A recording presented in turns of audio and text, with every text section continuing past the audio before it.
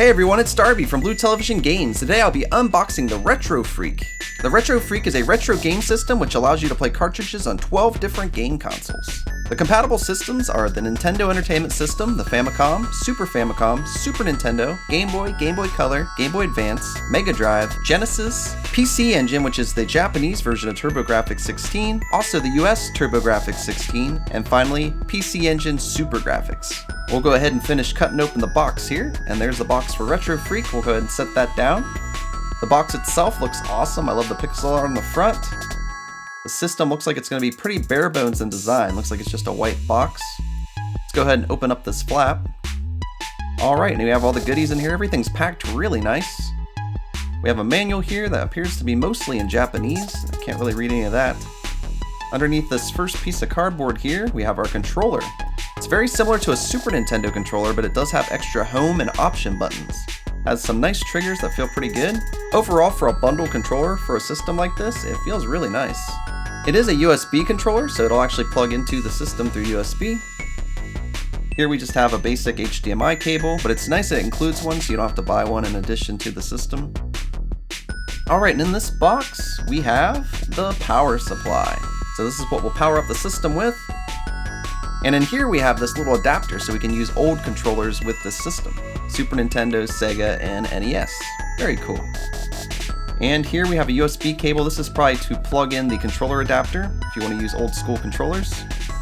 And here's the system itself. Let's go ahead and pop it out here. This system is very similar to the Retron 5, but it can actually play some other systems the Retron 5 can't. In the front we have the USB ports, the Game Boy slot, and the TurboGrafx slot. And on top we have Famicom, Sega Genesis, and Super Nintendo. Do note that with this system you need an adapter to play NES games. Though aesthetically the system is very plain looking, it does feel nicely made. So here's all the contents that were in the box. Now let's go ahead and check out some gameplay. First up though, it looks like we need to select our language for the system. We have a standard license agreement here. Once we accept that, we now need to set the size of our screen, getting the blue border out as far as we can. That's as far as it'll go on my TV. And here we go, the Retro Freak. There's no cart loaded. We have some cheats, game settings, controllers, and AV settings. We're gonna go ahead and load up Sonic the Hedgehog. I put the cartridge in. It says the title at the top. And doing a quick test, everything looks really good. So this is Sonic the Hedgehog 2. The only thing I noticed with this game is at the very bottom of the screen, there's some sort of a graphical glitch. I didn't notice when playing, so I don't know if this happened when I captured the footage, or if it was like that on my TV and I just didn't notice. If it was just a bad read of the cart, I'm not sure. That was the only flaw I saw, was the bottom of the screen, there was some sort of graphical glitch going on there. We pull up this menu, we can save our state at any point, meaning we can reload our game from any spot in any game. This is a pretty standard feature for something like this, but it's still really nice to have, especially on these older games that get pretty tough. We exit back out to the main menu here. We have controller to player mapping, button mapping, hotkey configuration, fast forwarding, and turbo rate we can do.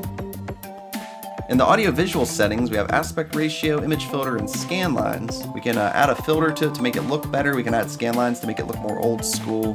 There's sound options so we can enhance the audio as well as add bass and treble boost. Alright, now we put a Super Nintendo game in. This is Super Mario Kart. Curious after Sonic 2 how it'll display. Cool thing is here is I put my original card in and it actually remembered my game save when I started it up from last time I played. Notice we have 150cc class unlocked and our trophies. And this game played awesome. It looked great. The Retro Freak really does a great job of making the old school games in HD. Everything looks really nice and sharp. I didn't notice any graphical errors at all in this game. So I don't know if Sonic 2 had something wrong with it or if we just got unlucky, or maybe the Sega Genesis emulator isn't as good, I'm not sure. Next we put in a Famicom game. This is actually a hockey game with River City Ransom characters that was released in Japan. I've never actually played this game, but since it's one of the few Famicom games I own, I thought I'd go ahead and test it out. This game played super smooth. I didn't notice any graphical errors whatsoever. It also seems like a really awesome game. I'll definitely want to go back to this and play it some more. Alright, next up, let's try out the Game Boy slot. So we put in Super Mario Land. We're going to go ahead and start it up, but first we have options. We can actually change the colors. Let's go ahead and pick blue for Blue Television Games. Okay, so as you can see, the colors were added. The original Game Boy just had this ugly green color, not very many colors to choose from. So it's cool it has the option. You can play in black and white, or you can add a little color like I did. This setting actually worked pretty well for Mario Land.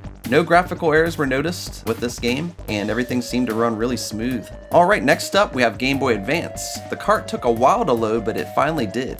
Game Boy Advance games always surprise me when you upscale them to HD. This Gremlins game looks great. The only thing that bothered me about this game is whenever you're moving, the camera kind of shifts left and right. Makes me feel really dizzy. But this is actually how the game was with the screen moving back and forth all crazy. Everything played exactly how it did on the Game Boy Advance, and it really did look great blown up in HD. Game Boy Advance emulator definitely works great on the system. One really cool feature about this system is you can dump your ROM files off your carts, and then you don't even need your carts to play the games. That means this system can play ROM files. We're gonna go ahead and try out Super Mario World now. So I have no cart in the system now, I just downloaded the ROM from my cart. You could also get ROMs online if you wish to. And here we go, the game runs super smooth, it looks great. This is a really awesome feature, because if you have a really rare classic retro game that might be worth some money or something, you might not want to be putting it in and out of a system over and over again. So you can just put the game in the system once, download the ROM file, take the card out, and play right off of the system. This is definitely a feature that gives it a bit of an edge over the Retron 5 or some similar systems. Alright guys, that's a basic overview of the Retro Freak. Overall, I'm pretty impressed with the system. I'd like to do some more tests with the Sega Genesis and make sure there's not more graphical glitches. I don't know if I had a bad copy of Sonic 2 or maybe just a bad connection to the system. Let me know what you guys think of the Retro Freak in the comments below. If there's anything you'd like me to try out or any games you'd like to see, I could do that as well. If you liked the video, make sure you give it a thumbs up. If you're new to the channel and you like what you see, hit that subscribe button. Thanks so much for watching, and until next time, I'll see you around.